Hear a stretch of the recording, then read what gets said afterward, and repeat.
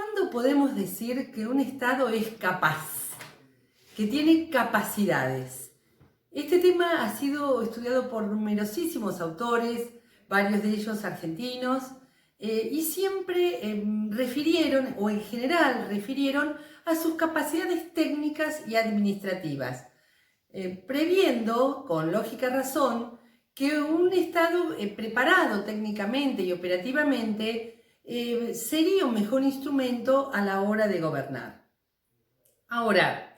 en los nuevos enfoques creemos que esas capacidades están absolutamente imbricadas con las capacidades de gobernar. Casi diríamos que las capacidades de gobierno condicionan a todas las demás.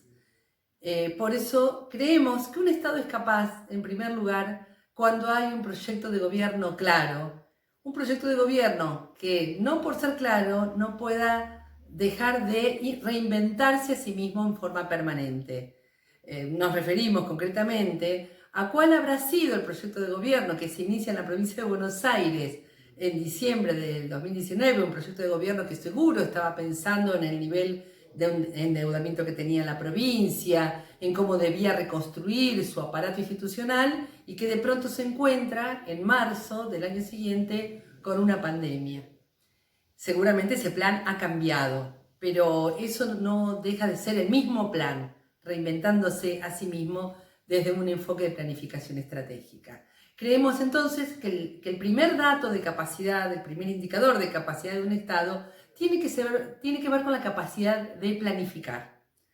Un segundo indicador, y siempre referido a las cuestiones del gobierno y la política, tiene que ver con la capacidad de liderar ese proyecto, de tener equipos capaces de tomar decisiones y de actuar en consecuencia, de no dejar que sea el fluir de los acontecimientos el que gobierne, sino que sea la propia voluntad de la política la que ponga marcas en el camino, la que señale hacia dónde ir. Esto seguramente, ese liderazgo expresado seguramente en la figura del gobernante, de sus ministros, de sus secretarios, pero indudablemente también en la conducción intermedia del Estado, en sus jefaturas de departamento, en sus coordinaciones.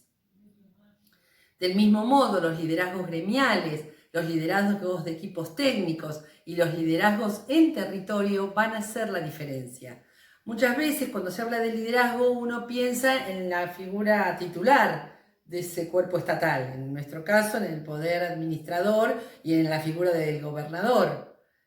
Nosotros creemos que el liderazgo es en realidad un proceso en el que participan muchísimas personas a lo largo y a lo ancho de la estructura del aparato institucional. Por eso hablamos de delegaciones territoriales, coordinaciones de programas, jefaturas de departamento, direcciones provinciales, subsecretarías y hasta niveles ministeriales. Por supuesto que las capacidades de gobierno también tienen que ver con el diseño de estructuras,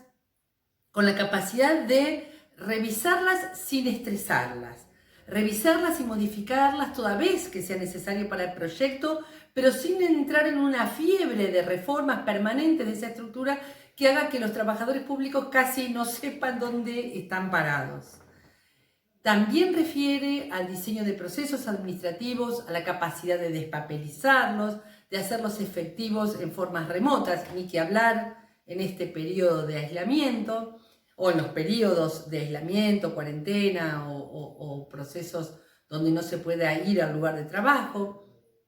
en la capacidad de que esos procesos sean fácilmente entendibles y ejecutables por parte de la ciudadanía, que la ciudadanía, como dice Pablo Fontevilla, no se convierta en la cadetería del Estado, una ciudadanía que cada vez tiene que presentar la fotocopia de su DNI o la fotocopia de su trámite anterior porque el Estado no lo encuentra dentro de sus propios archivos. Las capacidades también refieren a la capacidad de comunicar, a la capacidad de tener un diálogo permanente con sus trabajadores, con quienes logra pactar equipos eficaces de trabajo, a la capacidad de negociar colectivamente en términos paritarios, a la capacidad también de generar diálogos con otras instituciones y con las organizaciones del mercado y de la sociedad civil, un diálogo que debe tener un método, que debe tener mesas de concertación permanentes. Refiere también, y volviendo al tema de los procesos administrativos, a un proceso que es muy delicado y muy específico y que puede generar mucha diferencia, como es el proceso de compra. Los procesos de compras y contrataciones, cuando están hechos a destiempo, suelen detener la ejecución de programas. Capacidades que también refieren a la posibilidad de que ese Estado evalúe su propio camino, evalúe lo que ha hecho en determinado tiempo. Y no nos estamos refiriendo a la evaluación de desempeño de los trabajadores, que en realidad es un instrumento más y eso daría lugar a otra clase específica sobre ese tema. Nos estamos refiriendo a las evaluaciones institucionales dinámicas que se hacen en forma permanente para también planificar en forma permanente.